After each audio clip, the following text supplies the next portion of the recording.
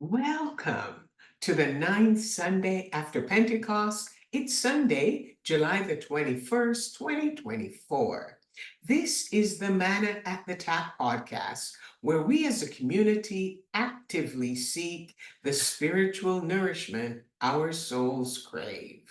I'm Gloria, your fellow traveler on this spiritual journey, and together we guide each other, offering and receiving insights and interpretations from our daily lectionary readings, which provide the manna designed to nurture our spiritual growth. Your active participation is not just appreciated, it is crucial and integral to the richness and fulfillment of this journey. Today's lectionary text is Mark chapter 6, and significant narratives occur throughout the chapter. It opens with Jesus being rejected in his hometown while teaching in the local synagogue on the Sabbath. He sent the 12 disciples out on a mission. King Herod beheads John the Baptist. Jesus feeds the 5,000 men, and he walked out on the water just before dawn into the middle of the lake to his disciples who were struggling against the wind. In the midst of all of this, there are crowds everywhere. And as they recognize Jesus, they follow him on foot, often arriving at the destination before Jesus. The events recorded in Mark's Gospel unfold rapidly, one after another, underscoring the brevity of time and the magnitude of the task at hand. Mark's favorite word is immediately. It's a term he used over 40 times in his gospel. This sense of urgency reflects the rapid pace at which Jesus moved, knowing that all roads would lead to his ultimate sacrifice, his death, and resurrection.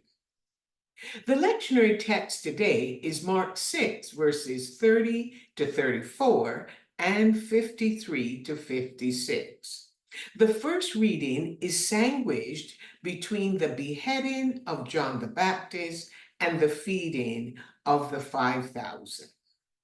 The disciples had returned from their mission trip and wanted to tell Jesus all they had done and taught, but they did not have an opportunity to because of the crowds.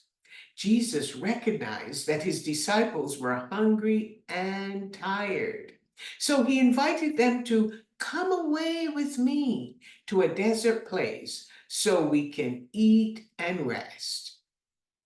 As Jesus and his disciples were in the boat heading for the solitary place, the crowd recognized them and they began traveling on foot, arriving at the land before the disciples. When Jesus saw the large crowd, he had compassion for them because they were like sheep without a shepherd. These words echo back to Moses' prayer in the Torah, in which he asked God to appoint a successor once he was gone. That someone would be able to go out before the people and come in before the people, who would lead them so the people would not be like sheep without a shepherd. And that's Numbers chapter 27, verse 17.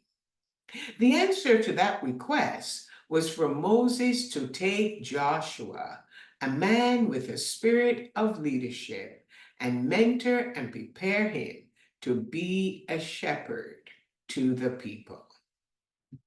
Jesus was moved with compassion for the people, and what the people needed most of all was teaching. They were hungry for God's word, and he fed them with knowledge and understanding. Jesus shows us He is the divine shepherd, the Son of God, in whom the kingdom has come. Now, the people of Israel had endured many false shepherds, but Jesus came to reclaim God's flock and be their true shepherd. He came to seek the lost and to bring back those who had strayed. As the crowd gathered around Jesus, he healed them and he cast out demons.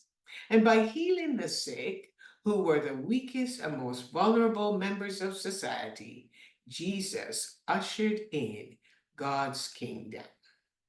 Now, the second lectionary reading, verses 53 to 56, takes place after Jesus, having been alone on land and spending time in communication with his Father, looked out to the middle of the water as the disciples were struggling. He walked out to them, telling them not to be afraid. He climbed into the boat with them, and the wind died. By the time they crossed, another crowd had recognized Jesus and ran throughout the region, carrying the sick on mats wherever they heard Jesus was. They begged Jesus to let them touch the edge of his coat, and all who touched it were healed. The crowd was always present wherever Jesus and his disciples went. Now, how did Jesus sustain his ministry and the ministry of the disciples?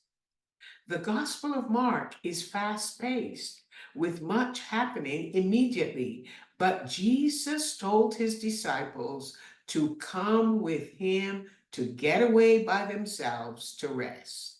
There is always time for Sabbath, even as many tasks need to be done.